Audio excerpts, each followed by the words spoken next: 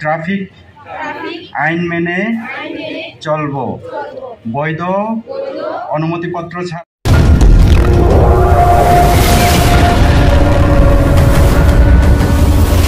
আজ কৈলাসহর পাইতর বাজার মোটর স্ট্যান্ডে ঊনকোটি জেলা প্রশাসন ও ঊনকোটি জেলা পরিবহন দপ্তরের যৌথ উদ্যোগে 35তম জাতীয় সড়ক সুরক্ষা মাস উপলক্ষে ঊনকোটি জেলাভিত্তিক একটি সচেতনতামূলক অনুষ্ঠান অনুষ্ঠিত হয়।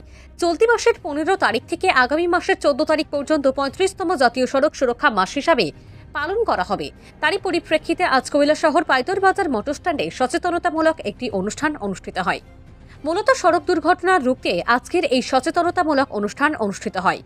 আজকের এই অনুষ্ঠানে উপস্থিত ছিলেন জেলা পরিবহন দপ্তরের আধিকারিক তরুণ বিকাশ তালুকদার, কৈলাসহর পুর পরিষদের চেয়ারপারসন চপলার রানী দেবরাই, ঊনকোটি জেলা পরিষদের সহকারী সভাধিপতি শ্যামল দাস, জেলা শিক্ষা অধিকর্তা প্রশান্ত ক্লিকদার, কৈলাসহরের অতিরিক্ত মহকুমা শাসক নবকুমার জামাতিয়া, কৈলাসশাসক অফিস কার্যালয়ের deputy collector Dipankar Das, BMS Unakoti জেলার সভাপতি প্রহ্লাদ দেবনাথ, বিএমএস ঊনকোটি জেলার সম্পাদক গণেশ দেব, বিএমএস ঊনকোটি জেলার অফিস সেক্রেটারি বিকাশ মালাকার, বিশিষ্ট সমাজসেবী সিদ্ধান্ত দত্ত থেকে শুরু করে আরও অনেকে।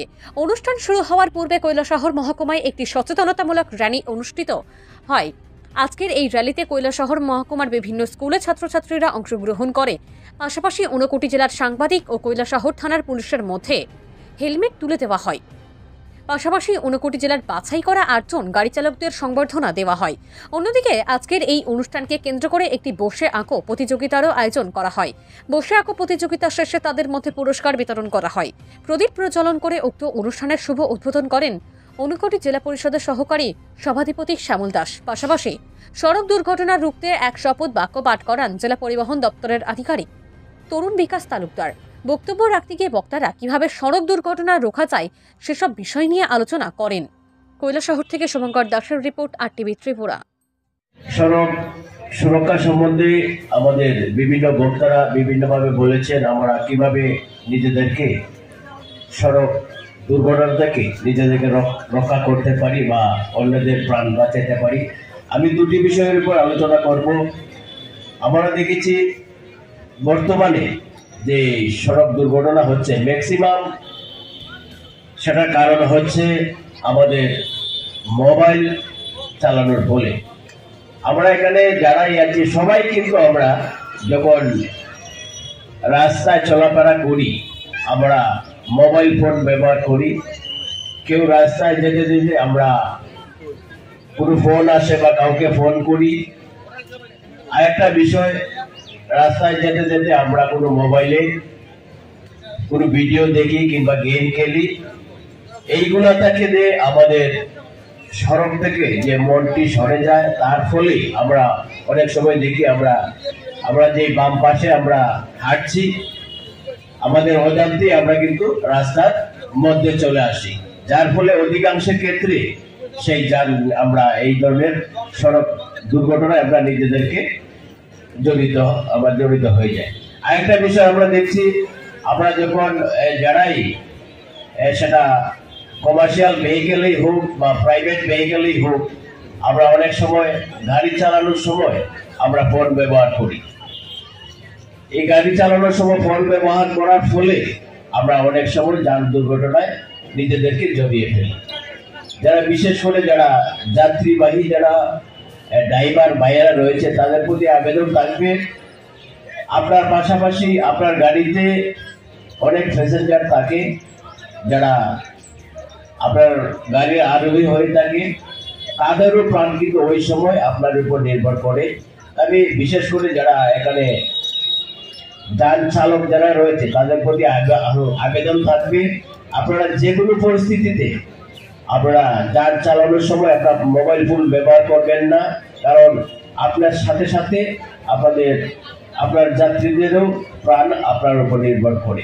তাই এই বিশেষ করে দুটি বিষয়ের উপর আমি বললাম, আমরা যারা এখানে ছাত্রছাত্রী যারা রয়েছে, যারা গার্জেন রয়েছেন, আমরা সবাই যখন সড়ক চলাচল করব, আমরা পথে চলাচল করব, আমরা ফোন ব্যবহার করব না, আমরা ফোনের মাধ্যমে কোনো ভিডিও দেখব না, যার ফলে আমাদের মন যাতে আমাদের অন্যদিকে না যায়। তাই বিশেষ করে এখানে যারা ছাত্রছাত্রী রয়েছে তোমাদের প্রতি আবেদন থাকবে মোবাইল ব্যবহার করা এবং বাইক চালানোর সময় আরেকটা বিষয় দেখছি যে মোবাইল ব্যবহার করা, সেটাও দুর্ঘটনার অন্যতম কারণ হয়ে থাকে।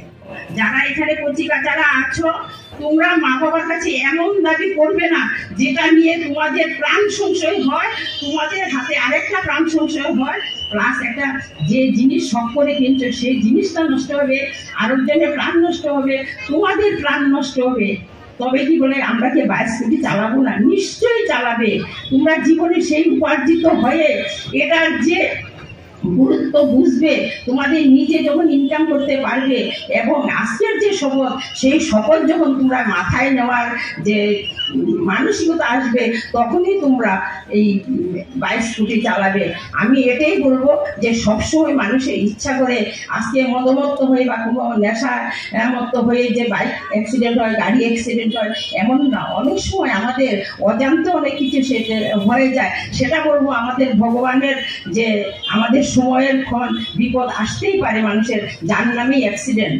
তাই অনেক বক্তারা রয়ে গেছে, আমি আর বক্তব্য বাড়াচ্ছি না। আমি এটাই বলবো যে আজকের যে শপথ, সেই শপথটা যদি আমরা জীবনে মেনে চলতে পারি এবং আমরা নিজেকে যদি সংশোধন করতে পারি, তবেই আজকের এই যে আলোচনা বা আজকে এই সড়ক দিবস যে শপথ নিলাম, সেটির মূল্য থাকবে এবং আমাদের জীবন সুরক্ষা হবে। না কোনো মতেই জীবন সুরক্ষার কোনো উপায় নেই।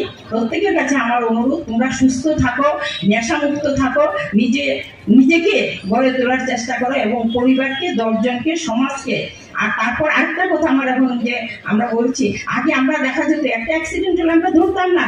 থানায় আমি যদি এই অ্যাক্সিডেন্ট পেশেন্টটাকে ধরি, তারা হয়তো আমার অনেক কৈফিয়ত দিতে লাগবো, থানায় আমাকে অ্যারেস্ট করবো। আর এটা বড় কথা না। আমরা জাতি ধর্ম নির্বিশেষে, ধর্ম কোনটা, আমি আজকে এ ঠাকুরের শিষ্য, সে ঠাকুরের শিষ্য, সেটা ধর্ম নয়। ধর্ম আমার সেটাই যে আমি যেটা ভালো কাজ করবো, একটা মানুষের প্রাণ বাঁচাবো, সেটাই আমার ধর্ম। আমরা একজন কেউ দেখবে মানুষের রক্ত দিয়ে প্রাণ বাঁচায়, কেউ একজন প্রত্যেককে অসুখ হলে হসপিটাল নিয়ে দেয়। সেটাই মানুষের যেটা ধর্ম, সেটাই একটা ভালো ধর্ম। আমরা যখন যেখানে যাকে যেই অসুবিধাতে পাবো, যে বিপদে পাবো, অ্যাক্সিডেন্ট একটা পেশেন্টকে আগে ওর আইন কানুন পরের কথা, আগে ওর প্রাণ বাঁচানোর জন্য সাহায্য করবো, সেটাই আমাদের মূল উদ্দেশ্য। এবং আমি সবাইকে নমস্কার দিয়ে আমার আলোচনা শেষ করছি।